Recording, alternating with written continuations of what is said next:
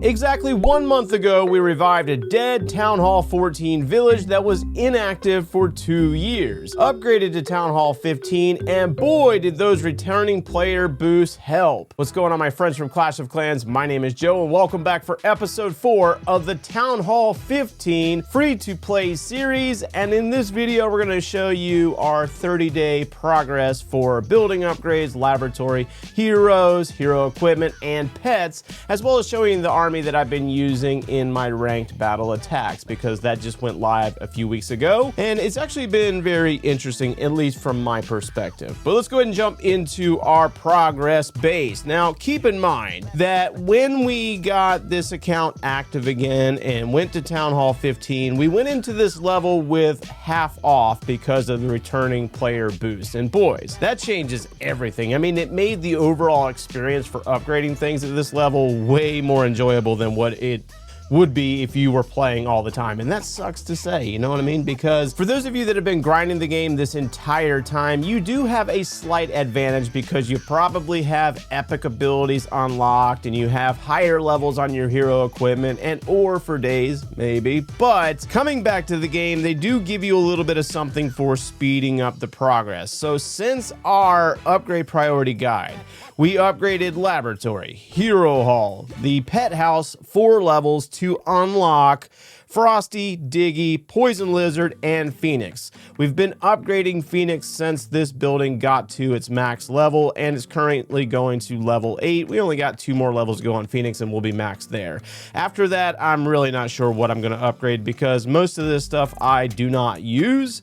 Yeah, Frosty, Diggy, Poison Lizard, I don't really use them at the higher levels, but we might just upgrade them for the sake of it unless we get a little tight on Dark Elixir. Then we moved into upgrading all 4 of the army camps. We upgraded the clan castle, we upgraded the barracks to unlock the root riders, the workshop to unlock the battle drill, spell factory, blacksmith, dark barracks to unlock the furnace. Eagle artillery is maxed. 7 of the bombs have been upgraded to level 11. Traps I don't really focus on unless I'm super lazy that day and I don't feel like grinding out resources. So a lot of times I'll just put down a trap because I don't feel like doing any farming. Then we also built the monolith. We still need to upgrade it, but it costs 250,000 dark elixir and we're upgrading heroes. So yeah, that grind's not happening right this second. We built the spell towers. We're currently upgrading those both to level 2. The scatter shots are both maxed out. 2 of the Inferno towers are maxed out, with 1 being finished in 1 day and 22 hours. And we've started our first expo for this town hall levels. Dude, that's like 1 month of progress. Are you kidding me? That's absolutely ridiculous. And we can contribute most of that to the returning player boost. Okay, I know some of you don't really believe that. You might think that I've spent some money somewhere, but that is the truth. I'm not making this crap up. Okay, and then also when it comes to the walls, we've done 98 pieces of level 16 wall, really not focused on maxing those like right away. We're just dumping excess resources in there when we have to put the builder on like a hero, for example. We got 19 million gold and 19 million elixir. We'll probably spend off the gold and use that dark elixir to do a hero upgrade. All right, let's go ahead and get into our laboratory. So this is actually a very interesting list. When we got to Town Hall 15, we did upgrade the dragon, the lightning spell, and we also upgraded the baby dragon. Since then, we upgraded the goblin and the wall breakers because of the sneaky goblins and the super wall breakers. We also upgraded the barbarian and archer. Don't really use them. I had an idle laboratory while I was up in New York for the barbarian lookalike contest, so I didn't really have a lot of time to play the game, and I wanted to keep my laboratory active, so I upgraded both of those. We maxed out the root rider, we maxed out the wizard, as well as the yeti, and I believe that's all of the elixir troops. Yeah. And we also upgraded and maxed out the Valkyrie for this level. Moving on into hero upgrades since getting to Town Hall 15. We have upgraded the Archer Queen 6 levels. They go to level 90 at this level, so we got 4 more levels there, 3 more levels. The Minion Prince went up 3 levels. It's currently level 62. The Grand Warden went up 7 levels. It's going to level 63.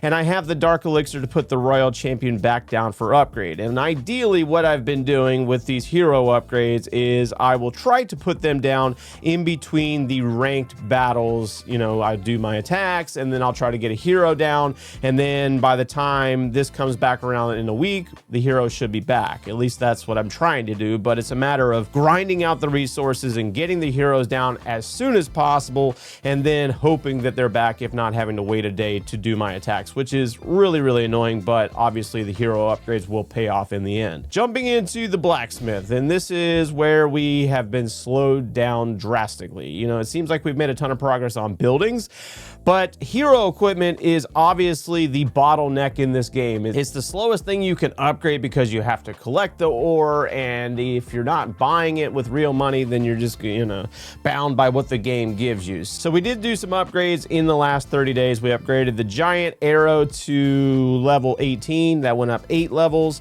The Grand Warden's Eternal Tome went up 4 levels and is currently level 18. The healing tome went up 9 levels to level 10 because it is something that I do use with my dragon army, and it does help out quite a bit. And then you're also going to notice that our abilities on the Royal Champion changed. So with the Cosmic Rock event, we have been grinding this out, sort of. Well, I guess we did. 25,000 of the resource. So we did complete the event, and we did purchase the electro boots from this menu. That's where we got the electro boots. We saved up the gems by selling wall rings and selling resource potions from Clan War League medals, like I've shown you in a previous video. And we used gems to purchase the rocket spear. So the rocket spear is level 8 and the electro boots is currently level 11. Now, what we're having to do is kind of focus our upgrades a little bit and place our ore in locations where we can try to max out an ability as soon as possible. So I think we're going to focus more in on maxing the Grand Warden's healing tome and then maybe shift into something else. It's just a challenge. I mean, we obviously need to get some levels on the minion prince because that is a part of our army. That would probably help quite a bit. But again, we're just bound on what the game gives us in regard to ore. Now, let's go ahead and jump into ranked battles. This was introduced 2 weeks ago, and the update has been struggling with all sorts of bugs and things that doesn't seem right, but we're just rolling with it. I'm not trying to complain too much because they'll get it sorted out in time. I mean, it's just the way it is when it comes to major updates like this, I suppose. So we started out in Golem League 19 when the update went live. We placed 14th because we were a brand new Town Hall 15 and we have Town Hall 14 defensive levels. So we have to be realistic on our progress and have very low expectations. We had 10 defenses, walked away with 583 trophies, and got promoted to Golem League 20. Now, last week was horrible.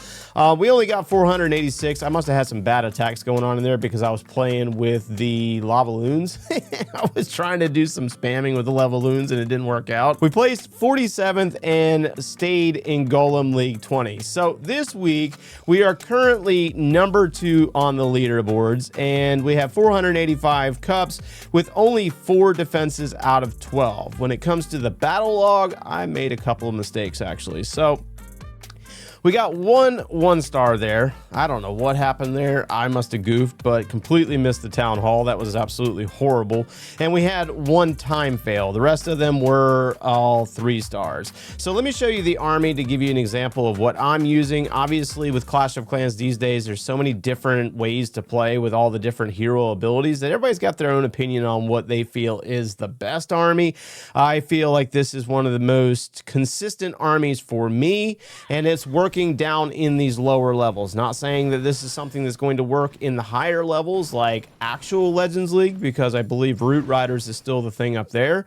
However, down here, the Royal Champion charge has served me very well, using the invisibilities to walk the champion in, to take on defenses, try to gut out the core. A lot of times, you know, eliminating single targets because we are using dragons, and dragons versus a single target doesn't always work out. So if we can get rid of some of those and use our freeze in another location, we should be able to protect our dragons. So we're getting in on that monolith and using the electro boots to kind of roast off that other scatter shot. She's going to travel across the base after the next scatter shot, and I believe in this replay she goes up towards that air defense and cannon and such, and I can't really stop her. I wanted her to go after the town hall, but I don't recall if she got in there or not on this attack. We get the other Inferno Tower down and another air defense, and it's looking really good. So Giant Arrow with the Archer Queen on the bottom, flanking with the Barbarian King on this particular raid because it is a higher level than my Minion Prince, and we use the Siege Barracks. Adding in those ground units do help with the P.E.K.K.A.s kind of sneaking around, picking off defenses and buildings on the outside, and that allows us to focus the Dragons, Dragon Riders, and Warden into the core of the base with the Rage spell. Because on the Warden we have the Healing Tome. We don't have the Rage Tome because it just seems to work out a little bit better by being able to heal up our troops as they get into the poison area of the Town Hall. So Dragons, Dragon Riders, as long as they stay together under the Warden's Tomes, it works out relatively nice, and they'll travel to the back side of the base and finish this one off for a 3-star. It was a mixture between Town Hall 14 and 15 defenses, so obviously not a fully maxed out Town Hall 15, but I hope that at the end of this tournament we're able to get promoted again if my defenses hold up, and we can start taking on some actual Town Hall 15s. Let us know down in the comments below how things are working out for you in ranked battles, and we'll see you in the next one, boys.